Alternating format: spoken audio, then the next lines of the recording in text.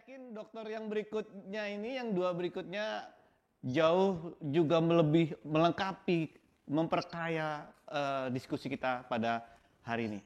Mari saya undang Dr. Erika Pardede.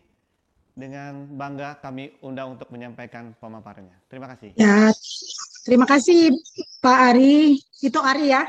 Ya. Oke. Teman, sahabat, dan para tamu yang terhormat yang ada di ruang Zoom ini, selamat pagi menjelang siang. Terima kasih Pak Alden Tua, Bang Alden, yang sudah mengundang saya untuk memberi ulasan atas dua buku yang hebat ini. Jadi saya tidak bermaksud sebenarnya untuk mengulas lagi satu persatu buku kita ini, tapi karena pada intinya sebenarnya sama dengan dua pembicara sebelumnya, cuma bukan hanya setiap orang ada, bukan setiap orang ada masanya, setiap orang ada gayanya juga. Jadi mungkin gaya saya agak sedikit berbeda meskipun intinya hampir sama. Jadi saya hanya akan mengulas ini dari dua sisi sudut pandang saya. Yang pertama, masa pandemi COVID-19 ini memunculkan inspirasi. Dan yang kedua, buku ini sendiri menumbuhkan inspirasi. Nah, saya mulai dari yang pertama, yaitu masa pandemi COVID-19 memunculkan inspirasi. Jadi masa pandemi COVID-19 diambil oleh Bang Alden menjadi setting waktu dari penulisan kedua buku ini.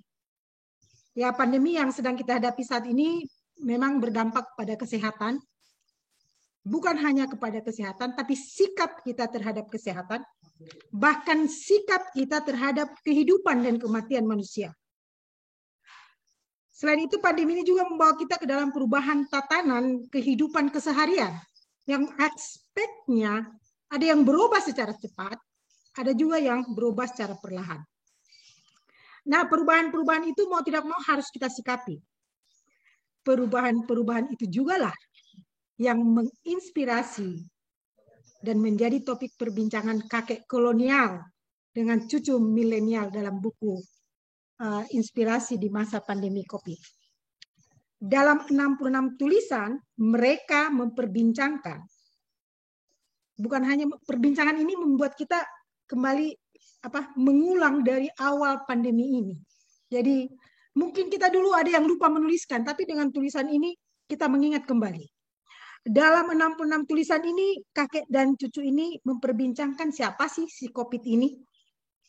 Kemudian kita memunculkan protokol kesehatan dan melaksanakan protokol kesehatan untuk menghindari si COVID. Tapi ada juga yang menggelitik ketika ada perbincangan antara si COVID dengan si cucu, di mana si COVID ini bersiasat. Kalau manusia masih nekat, dia akan merambat. Ini cantik sekali kalimat ini sehingga saya kutip. Tetapi ini sebenarnya terkait dengan kedegilan dan kebebalan orang-orang yang tidak patuh dengan protokol kesehatan. Kemudian kita diingatkan kembali stigma yang awalnya diterima penderita COVID. Bukan hanya penderita COVID, bahkan jenazahnya pun ditolak untuk dikuburkan. Nah, itu kan sikap kita. Kemudian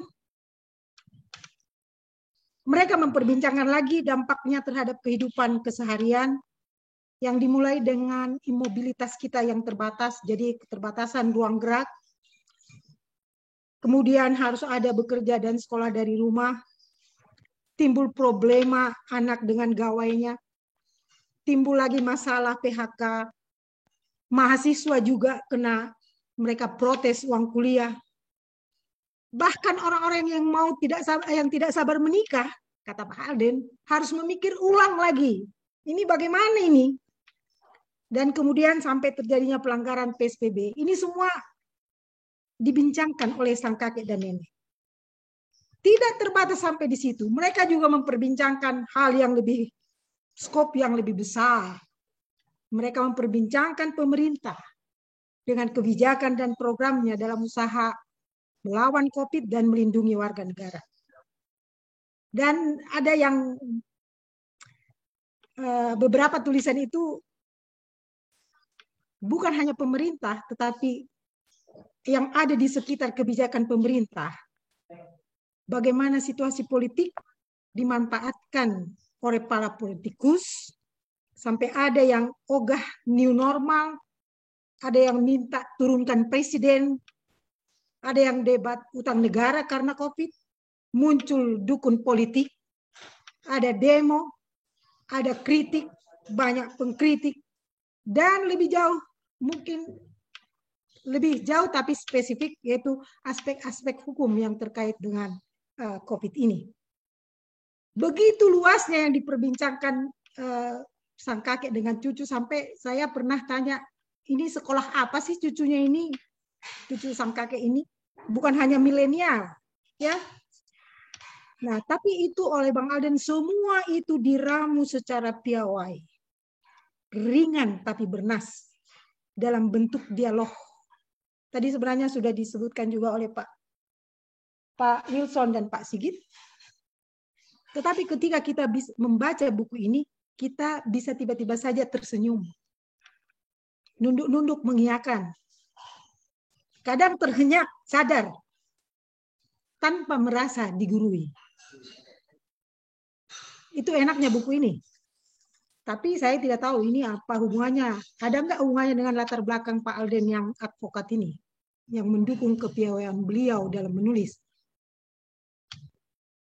Nah, di samping itu dalam percakapan-percakapan tersebut ada perilaku yang saya kutip yang berulang kali saya temukan, di mana di tengah keterbatasan ruang gerak kita, di tengah kesadaran dan pemahaman atas situasi yang dihadapi semua orang. Kalau orang Batak bilang ada pangarimang-rimangyon, nanti Pak Alden aja yang menjelaskan itu.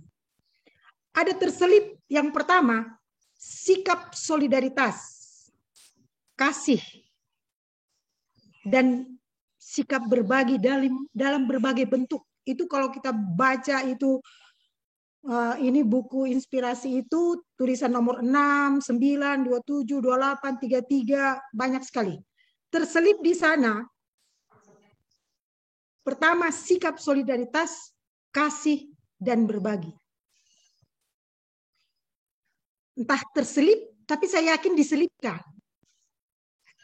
Ya, terselip itu tidak sengaja. Kalau saya rasa memang diselipkan.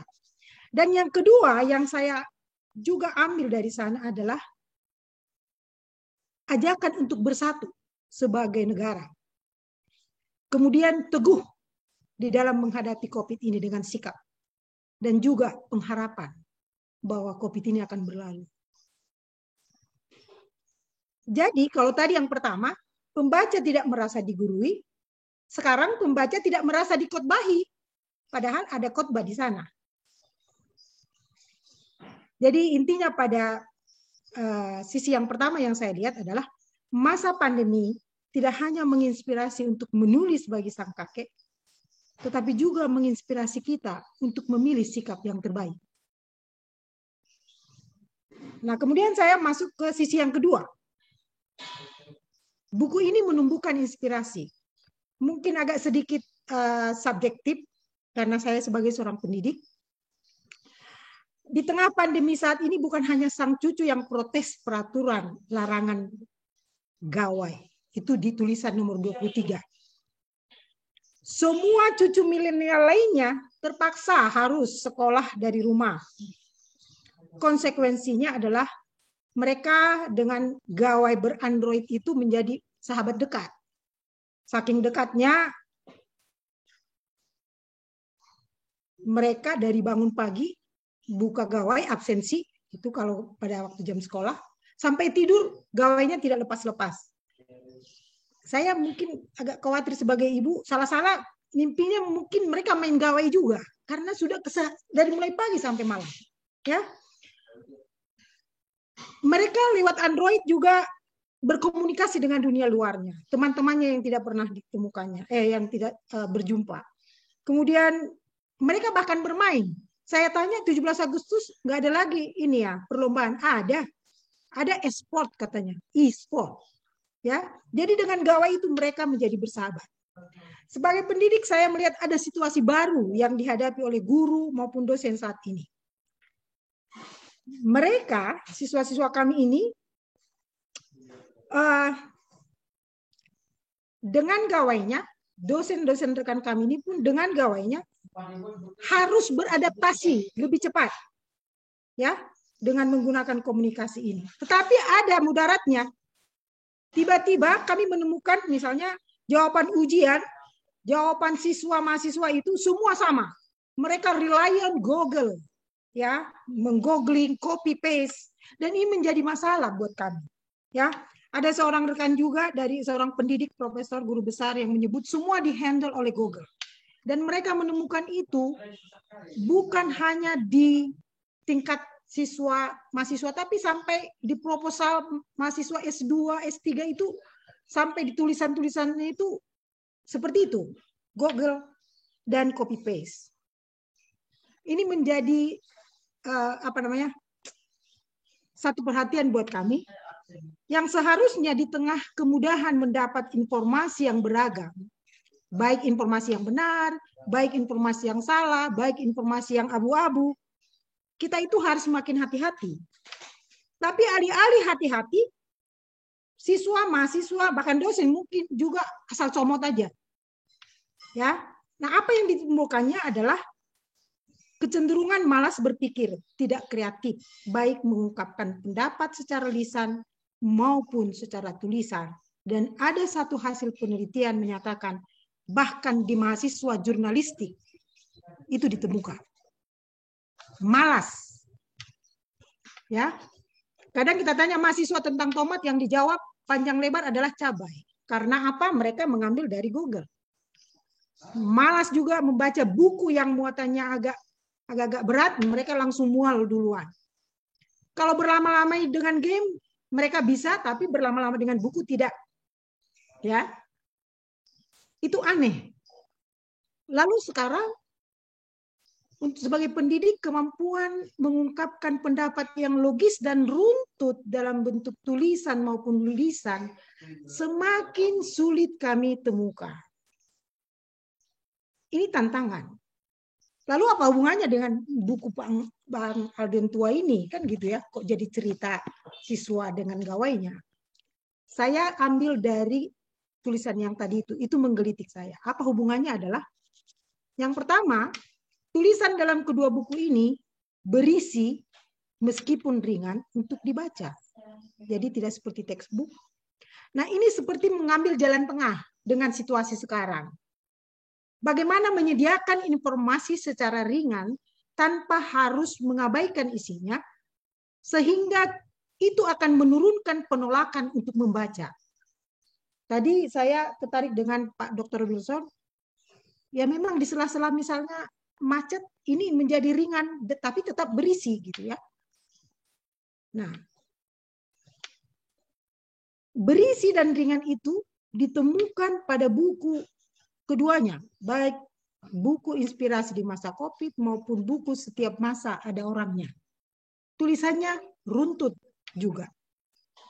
Bahkan ketika sang kakek dengan cucunya itu tidak sejalan pendapatnya, Bang Alden itu membuat keruntutan itu dengan mengembangkannya lewat pertanyaan-pertanyaan yang muncul berkelanjutan. Jadi kita mengikutinya juga dengan runtut. Nah, buat saya, dari sisi kedua tadi, buku ini menumbuhkan inspirasi, bahkan mengundang untuk membiasakan diri menulis ringkas, ringan tapi berisi atas sesuatu topik. Yang pertama, tentu buat kami kaum pendidik, guru dan dosen, yang kemudian yang harus ditularkan itu kembali ke anak-anak didik, siswa maupun mahasiswa. Hubungan yang kedua adalah Bapak Alden Tua lewat bukunya telah menumbuhkan inspirasi tentang cara menyikapi secara cerdas keleluasaan waktu yang kita miliki di masa pandemi ini, yaitu menulis. Nah, inilah dua sisi yang saya lihat dari penerbitan buku ini dan dari buku ini. Bang Alden memang selalu mencerahkan. Jadi supaya tidak terlalu panjang, saya akhiri dengan mengucapkan terima kasih. Mohon maaf jika saya ada pendapat dan cara penyampaian yang kurang pas atau kurang berkenan. Terima kasih.